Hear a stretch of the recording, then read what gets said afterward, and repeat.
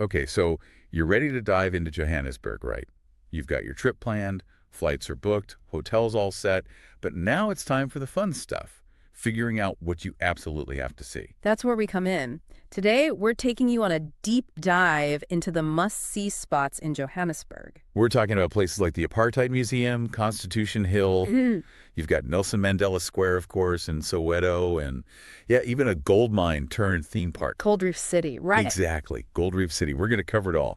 So if you're ready to go beyond the typical tourist traps and uncover the heart and soul of Johannesburg, stick with us. This is going to be good. Johannesburg is such a fascinating blend of history, culture. It's a city that really gets under your skin. I bet. So should we start with like the heavy hitters, history-wise? What about the Apartheid Museum in Constitution Hill? Yeah, let's do it. The Apartheid Museum, it's one of those places, it's really more than a museum. It's an experience. In what way? Well, I mean, you're walking through exhibits that tell the story of apartheid, the segregation, the discrimination, the fight for freedom. But it's not just, panels of text and photos, though there's definitely that too. Right. It's like they have actual artifacts from that time. Imagine seeing the door from a cell on Robben Island where Nelson Mandela was imprisoned. Wow. It's powerful stuff. Yeah, that would be incredibly moving to see in person.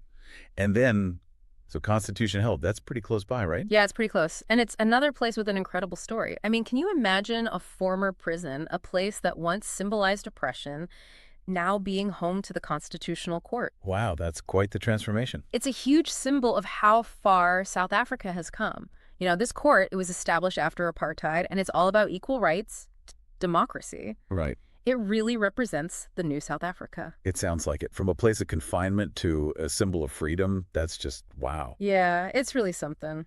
It makes you think about the legacy of leaders like Nelson Mandela. And Mm. speaking of Nelson Mandela, there's a little place called Nelson Mandela Square that we have to talk about.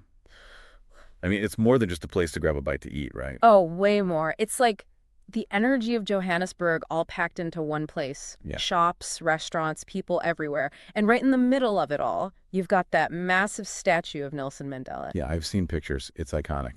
It is. And it's not just a tourist attraction. People actually hang out there. It's a gathering place. You can feel his presence there, his vision for a free and united South Africa. It's incredible how a place can hold both the weight of history and this sense of like joy and hope for the future. That's Johannesburg for you. That's amazing. Hmm. Okay, so we can't talk about Johannesburg without talking about Soweto. It's not just a quick sightseeing stop, right? I mean, it feels like it's so much more than that. It is. Soweto is a vital part of understanding apartheid and the struggle against it. Yeah. This was the site of the Soweto uprising, which was a major turning point in the fight for freedom. Right, right. You really need to experience it firsthand to understand its significance. I was going to say, is it best to do a tour or just kind of explore on your own? Honestly, I'd say go with a guide. Go ahead. Because, yeah, you can walk around and see the homes and the streets where history happened, but a guide will give you the stories behind it all. I bet. The personal stories of the people who lived through it, the resilience, the spirit. That's what brings Soweto to life. Yeah, that makes a lot of sense.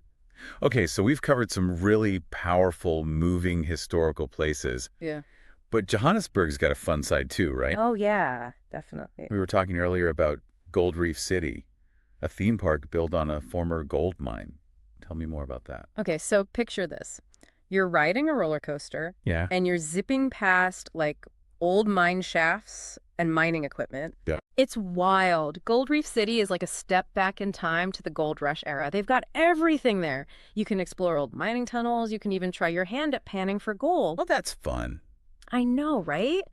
It's a fun way to learn about the history of gold mining in Johannesburg, but with like a thrill-seeking twist. That's awesome. Okay, so we've talked about the Apartheid Museum, Constitution Hill, Nelson Mandela Square, Soweto, and this amazing Gold Reef City. Johannesburg sounds incredible. It is. There's something for everyone, You can delve into the history, experience the culture, or just soak up the energy of the city. I love that. It's a city of contrasts, but it all seems to work together. Exactly. So for anyone listening, thinking about planning a trip to Johannesburg, what would you say is like the one thing they absolutely can't miss? That's tough. It's like picking a favorite child. Mm. You know what? It really depends on what speaks to you. Are you drawn to the history? Do you want to experience the modern energy? It's a tough one, isn't it? Yeah. But that's the beauty of Johannesburg. You get to decide what resonates most with you and create your own unforgettable experience. I love that. Johannesburg is a city that invites you to explore, to learn, and to discover. That about wraps up our deep dive for today. Until next time. Thanks for joining us.